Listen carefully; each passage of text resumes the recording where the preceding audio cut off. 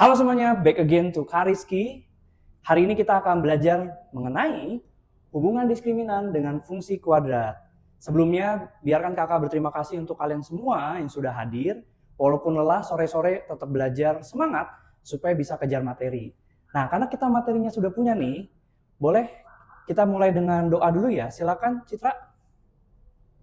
Amin, terima kasih banyak. Nah, lihat kakak punya hal yang menarik hari ini. Lihat apa ini? Bola basket ya. Oke. Ada yang mau coba? Oke, boleh silakan. Wah, nggak masuk ya. Oke, nggak apa-apa. Tapi kalian sadar nggak bahwa ada cara supaya basket ini tuh selalu masuk terus. Dan tentu saja itu bukan oleh manusia. Tapi, nah, kebetulan di sini sudah ada gambarnya ya. Kakak mau kasih lihat video sedikit ya. Silakan disimak baik-baik. Jadi ini adalah robot yang mampu melempar bola basket ya untuk memecahkan rekor dunia. Wow. Kita lihat mulus banget ya masuknya ya. Dan ternyata dia menjadi most consecutive basketball free throws sampai 2020 tembakan non-stop, dan ini menjadi rekor dunia. Oke, jadi menarik banget ya. Kalau kalian ketahui, ternyata basket atau apapun yang berhubungan dengan fungsi itu dapat dihitung matematisnya.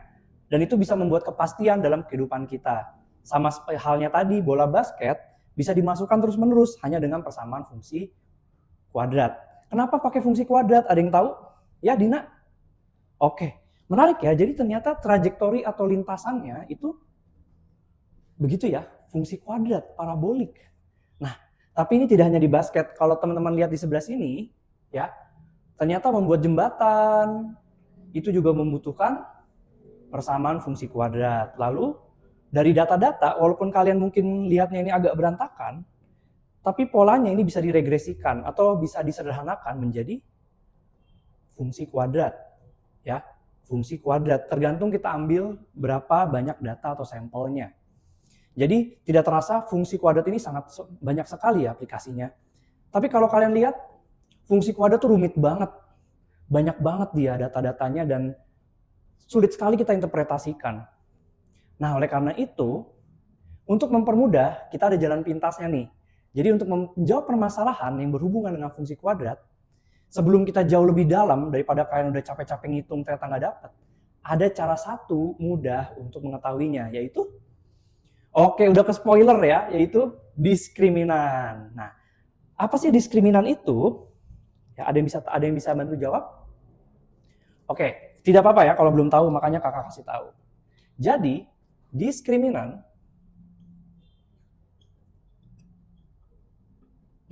itu adalah cara untuk membedakan. Kan kata dasarnya diskriminasi ya, diskriminan, membeda-bedakan.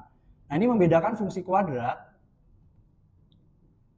dengan ya berdasarkan sumbu X ya, yang dipotong. Jadi bisa saja yang dipotong itu ada 2, 1, atau bahkan tidak ada sama sekali. Ya. Nah, jadi kita perlu tahu hasil diskriminan ini. Oleh karena itu, untuk hari ini, teman-teman, kita akan belajar memahami hubungan fungsi kuadrat dengan diskriminan, menganalisis sebuah grafik menggunakan rumus diskriminan, dan menerapkan konsep diskriminan pada fungsi kuadrat pada kehidupan sehari-hari. Ya, oleh karena itu, mari langsung saja kita masuk ke materinya. Ya, diskriminan itu diawali tadi ya konsepnya.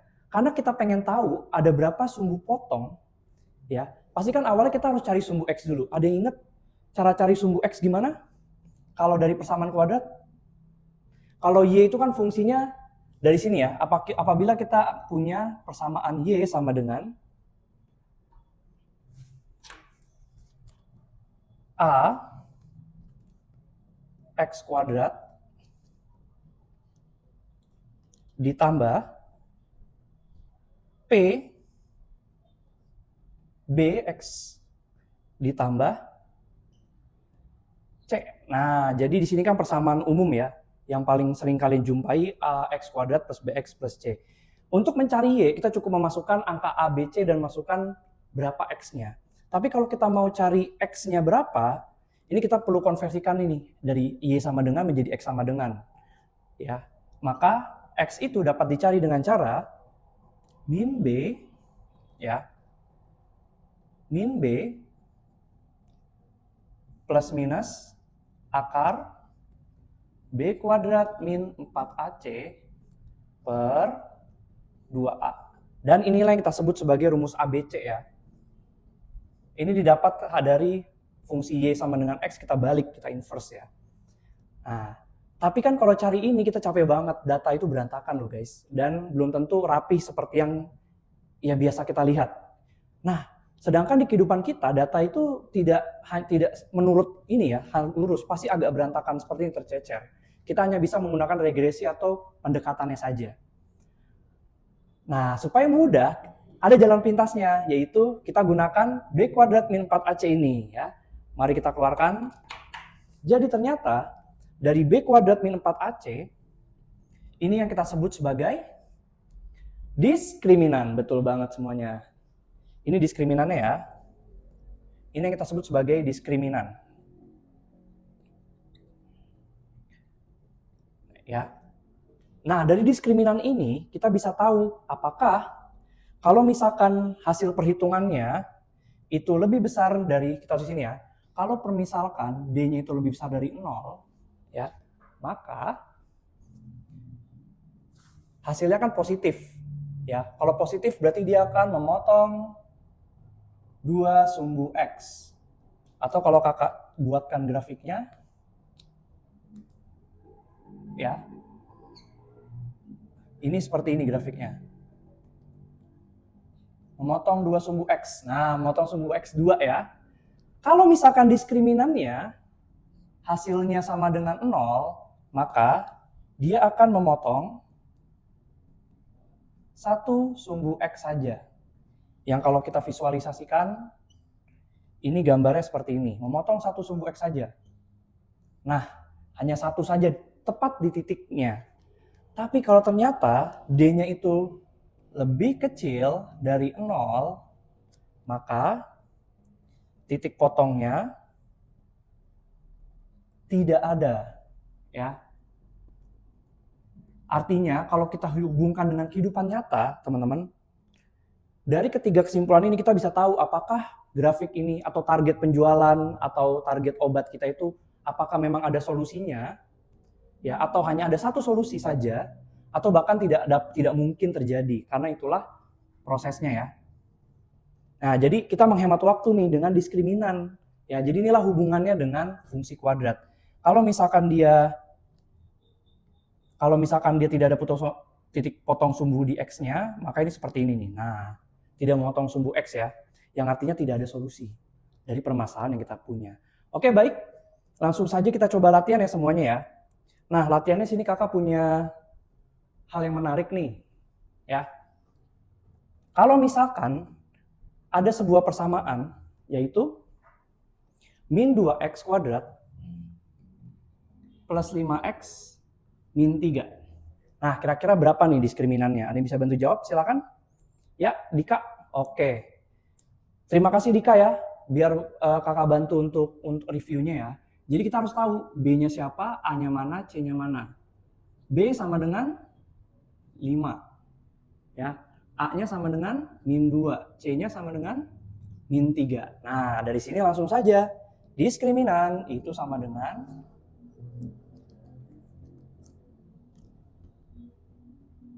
B kuadrat min 4AC. Langsung saja, B kuadratnya adalah 25, 5 kuadrat ya.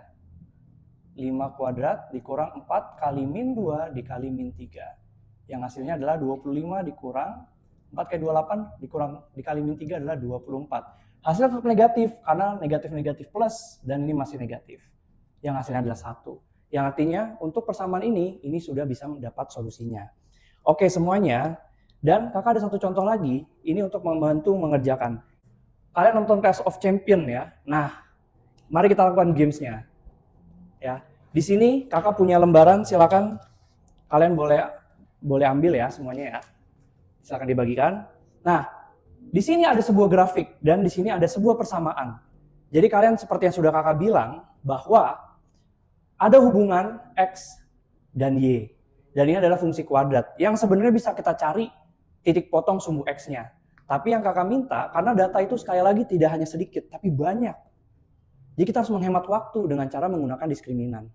Nah, dari sini kita punya, jadi Anda bayangkan Anda adalah seorang investor. Kalian akan menginvest uang kalian nih, ya.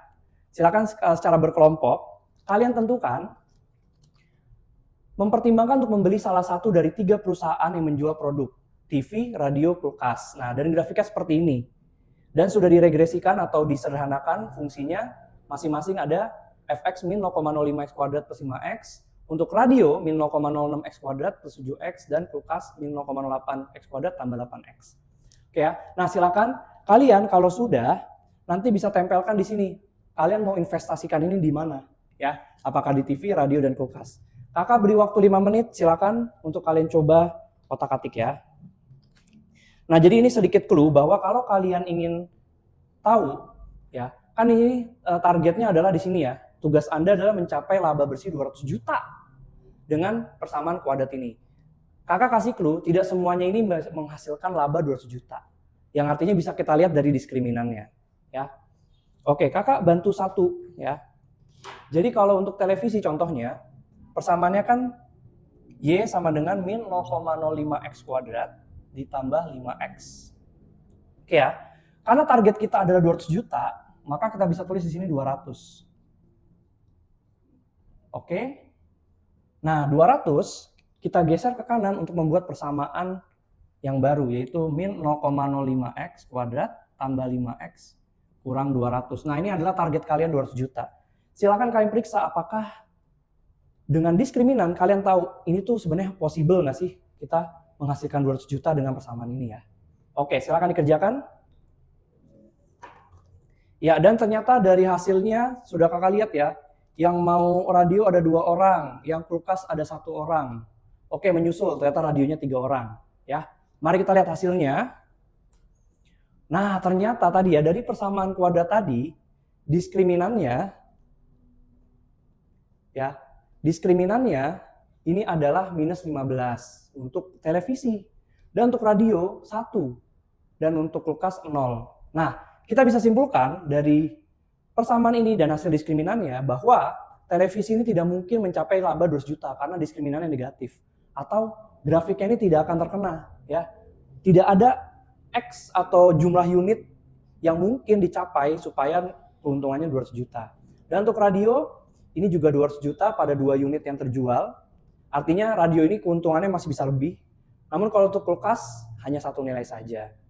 Dan terakhir, ya, kalau sekarang ini adalah obat-obatan. Jadi di sini adalah dosisnya. Yang kita tahu, orang kalau dikasih obat, dosisnya kecil kan belum tentu sembuh. Tapi kalau kebanyakan, itu jadi overdosis. Nah, oleh karena itu, ini berupa fungsi kuadrat. Silakan kalian cek sekali lagi, dengan harapan efektivitas obat ini adalah 80%. Silakan dicoba semuanya. Ya, dan ternyata hasilnya adalah, wah, mantap banget ya.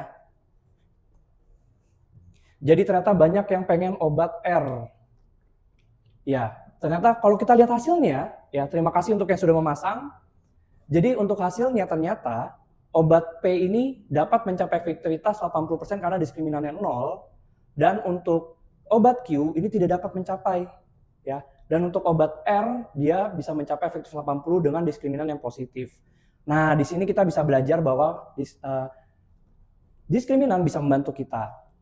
Sekali lagi, untuk diskriminan, ini untuk membedakan fungsi kuadrat dengan potongan sumbu X-nya, rumusnya adalah B kuadrat min 4AC, dan kita perlu tahu sifat-sifat dan hasilnya. Dan dari situ kita bisa belajar penerapannya.